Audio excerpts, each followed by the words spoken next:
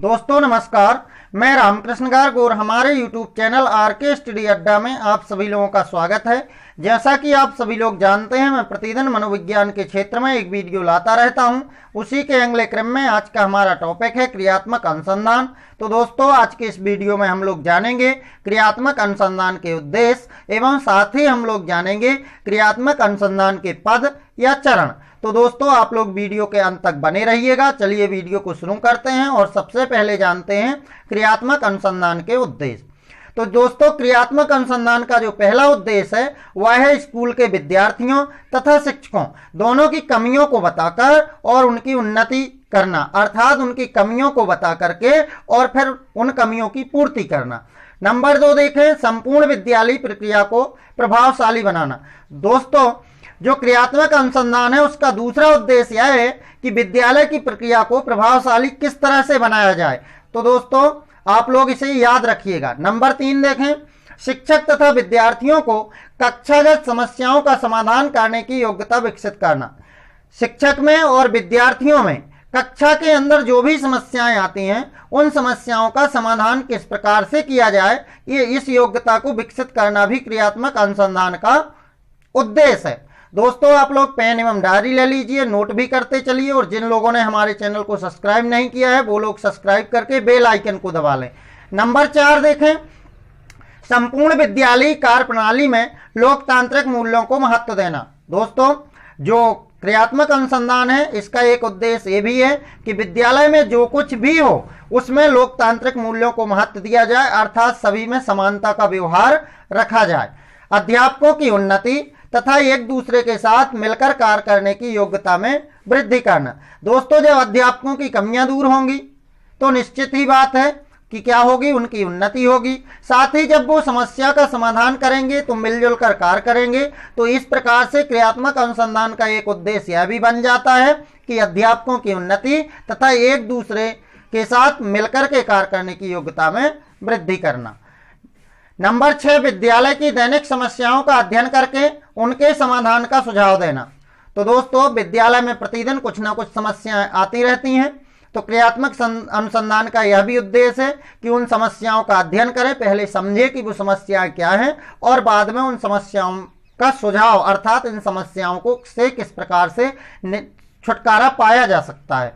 दोस्तों, नंबर 7 देखें, स्कूल के संगठन एवं व्यवस्था में परिवर्तन करने के लिए उपाय बताना। यदि स्कूल के संगठन एवं व्यवस्था में कुछ कमी है तो उसमें परिवर्तन कैसे किया जा सकता है, इसके उपाय बताना प्रमुख उद्देश्य होता है क्रियात्मक अनुसंधान का। दोस्तों, नंबर 8 देखें, स्कूल के अध्यापकों, प्रबंधकों, निर्देशकों एवं प्रधानाचार्यों के ज्ञान तथा दृष्टिकोण में वैज्ञानिक वृद्धि करना। दोस्तों, स्कूल का पूरा स्टाफ, चाहे वो अध्यापक हों, चाहे प्रबंधक हों, चाहे निर्देशक हों, चाहे प्रधानाचार्य हों, चाहे कुछ भी हों, उनके ज्ञान और उनके सोचने के नजरिए में वृद्धि करना भी प्रमुख उद्देश्य होता है क्रियात्मक अनुसंधान का। तो मुझे उम्मीद है दोस्तों कि आपको क्रियात्मक अनुसंधान के उद्देश्य समझ में आ गए होंगे। अब हम लोग जानते हैं क्रियात्मक अनुसंधान के पद या सोपान। आप लोग वीडियो को अंत तक बने रहिए, बिल्कुल भी स्किप मत कीजिए क्योंकि यह बहुत ही महत्वपूर्ण होने वाला है शिक्षक पात्रता परीक्षा वर्ग 3 के लिए। दोस्तों, यहां से ही अक्सर प्रश्न आते हैं। दोस्तों, पद या सोपान, तो अक्सर पहला प्रश्न यही पूछ दिया जाता है कि क्रियात्मक अनुसंधान के पद या सोपान किसने दिए थे। तो दोस्तों, ये दिए थे एंडरसन महोदय ने। तो एंडरसन महोदय के अनुसार ही हम लोग समझते हैं। जो सबसे पहला चरण होता है वो होता है समस्या की पहचान कर चयन करना। दोस्तों, कई बार ये प्रश्न पूछा गया है कि क्रियात्मक अनुसंधान का पहला चरण क्या है, तो समस्या की पहचान कर उसका चयन करना। दोस्तों, सबसे पहले शिक्षक क्या करता है, तो बालकों या विद्यालय की एक समस्या ढूंढने का प्रयास करता है। इसके लिए शिक्षक को जिज्ञासु होना चाहिए, अर्थात शिक्षक को पता करते रहना चाहिए, शिक्षक को संवेदनशील होना चाहिए। ऐसे शिक्षक जो संवेदनशील होते हैं, जिज्ञासु होते हैं, जिज्ञासु का अर्थ आप लोग समझते हैं प्रत्येक चीज जानने की इच्छा रखने वाला। तो दोस्तों, जिज्ञासु शिक्षक समस्याओं को शीघ्र खोज लेते हैं क्योंकि वो प्रत्येक चीज को खोजने के प्रयास में रहते हैं, इसलिए उन्हें हर जानकारी रहती है, इसलिए उन्हें समस्याओं का पता शीघ्र चल जाता है। दोस्तों, कुछ समस्याएं होती हैं जैसे बच्चों का विद्यालय देर से आना या विद्यालय से भाग जाना। तो सबसे पहले तो यही है कि आखिर पता करें कौन से बच्चे भाग रहे हैं तो क्यों भाग रहे हैं दोस्तों। तो इस प्रकार से जो सबसे पहला चरण होता है वो होता है समस्या की पहचान कर चयन करना कि कौन सा बच्चा भाग रहा है। अब देखें नंबर 2, समस्या को परिभाषित करना। तो दोस्तों जब समस्या की पहचान हो जाए तो उसे परिभाषित करना आवश्यक है। इससे होता क्या है कि समस्या के समाधान में सहायता मिलती है। जब हम समस्या को परिभाषित कर लेते हैं, उसकी पहचान कर लेते हैं, उसे चिन्हित कर लेते हैं और उसके बाद उसे परिभाषित कर लेते हैं तो क्या होता है कि हमें उसका समाधान करने में आसानी हो जाती है। दोस्तों नंबर 3 देखें, समस्या के कारणों का विश्लेषण। तो समस्या को जब हम परिभाषित कर लेते हैं तो उसके बाद हम उसके कारणों का क्या करते हैं, विश्लेषण करते हैं। अर्थात जो भी कारण हैं, जो कारण मन में आते हैं, उन कारणों को छोटे छोटे टुकड़ों में बांट लेते हैं और दोस्तों इन्हीं कारणों के आधार पर ही क्या किया जाता है, उपकल्पना का निर्माण किया जाता है। उपकल्पना या परिकल्पनाओं का निर्माण। तो दोस्तों उपकल्पना या परिकल्पना कहलाती क्या है, ये अक्सर कई बार प्रश्न आया है, तो आप लोग ध्यान कर लीजिए, इस बार आपको याद हो जाएगा, अब आप कभी नहीं भूलेंगे। किसी समस्या से संबंधित अनुमानित कारणों को उपकल्पना या परिकल्पना कहा जाता है। दोस्तों क्या होता है, जैसे हमें एक समस्या पता चली कि बच्चा विद्यालय से भाग जाता है, तो हम क्या करते हैं, उसे परिभाषित करते हैं। सबसे पहले चिन्हित करते हैं कि ये बच्चा विद्यालय से भाग जाता है, फिर हम उसे परिभाषित कर लेते हैं। इसके बाद हम उपकल्पना का निर्माण करते हैं, अर्थात हम ये सोचते हैं कि ये बच्चा क्यों भाग जाता रहा होगा। अनुमानित कारण लगाते हैं कि विद्यालय में भय का वातावरण है, यदि भय का वातावरण है तो और सभी बच्चे क्यों नहीं भागते हैं, तो घर में इसे कुछ इतने टाइम काम रहता है या ये कहीं खेलने जाता है। तो इस प्रकार से जब हम ये कई अनुमानित कारण लगाते हैं, इन्हें ही हम उपकल्पना कहते हैं। इन्हें हम क्या कहते हैं दोस्तों, उपकल्पना या परिकल्पना कहा जाता है।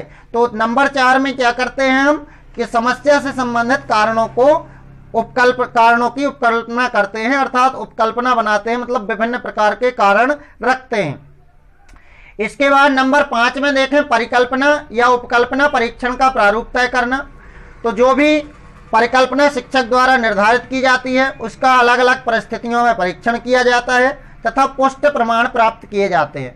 दोस्तों इसका अर्थ ये है कि हमने जैसे एक कल्पना की कि शायद बच्चा यहाँ से जाकर खेलता होगा, तो हम इसका परीक्षण कैसे करते हैं, अलग अलग प्रमाणों के द्वारा कि इतने टाइम बच्चा कहाँ था, क्या बच्चा यहाँ से जाने के बाद खेलने गया कि नहीं गया, कि सीधे घर गया, कहाँ पर गया। तो इस प्रकार से हम पुष्ट प्रमाण प्राप्त करते हैं। यही कहलाता है उपकल्पना परीक्षण का प्रारूप।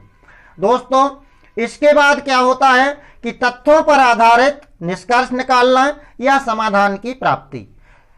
जैसे ही हम पुष्ट प्रमाण प्राप्त कर लेते हैं तो इन्हीं प्रमाणों के आधार पर शिक्षक क्या करता है, निष्कर्ष निकालता है। सबसे पहले इन तथ्यों का संकलन करता है, अर्थात विभिन्न प्रकार के तथ्य इकट्ठे करता है, विभिन्न प्रकार के जो पुष्टि मिली है, जो प्रारूप मिला है, जो प्रमाण मिला है, उनको इकट्ठा करता है। इकट्ठा करने के बाद एक निश्चित निष्कर्ष निकालता है और जब निष्कर्ष निकल आता है कि इस कारण से ये बालक विद्यालय से भाग जा रहा है या इस कारण से यह समस्या हो रही है, तो दोस्तों फिर उसके विभिन्न प्रकार के समाधान करने का प्रयास किया जाता है कि हम किस प्रकार से इस समस्या का समाधान करें। दोस्तों मुझे उम्मीद है कि आज आपको क्रियात्मक अनुसंधान के उद्देश्य एवं क्रियात्मक अनुसंधान की चरण बिल्कुल समझ में आ गए होंगे। यदि आपको क्रियात्मक अनुसंधान का अर्थ और परिभाषा समझना है तो मैंने एक वीडियो अपलोड कर रखी है जिसकी लिंक आपको डिस्क्रिप्शन में मिल जाएगी, वहां से आप उसे भी देख सकते हैं। और दोस्तों आप लोग यदि याद ना हुआ हो तो वीडियो को एक बार पुनः शुरू से अंत तक देख लें। साथ ही जिन लोगों ने हमारे चैनल को अभी तक सब्सक्राइब नहीं किया है वो लोग चैनल को सब्सक्राइब करके बेल आइकन को प्रेस कर लें ताकि उन लोगों को नोटिफिकेशन मिलता रहे, क्योंकि अभी मनोविज्ञान की पूरी सीरीज आनी बाकी है। मैं आपसे वादा करता हूं कि मैं मनोविज्ञान शुरू से एंड तक लास्ट तक सब कुछ पढ़ाऊंगा, इतना पढ़ाऊंगा कि मनोविज्ञान में आपके सम्मानजनक अंक आ सकें। मैं 100% नहीं कहता, लेकिन यदि आप देखते रहोगे तो आपके 100% मार्क्स ही आएंगे। दोस्तों मिलते हैं अगले वीडियो में, तब तक के लिए जय हिंद, वंदे मातरम।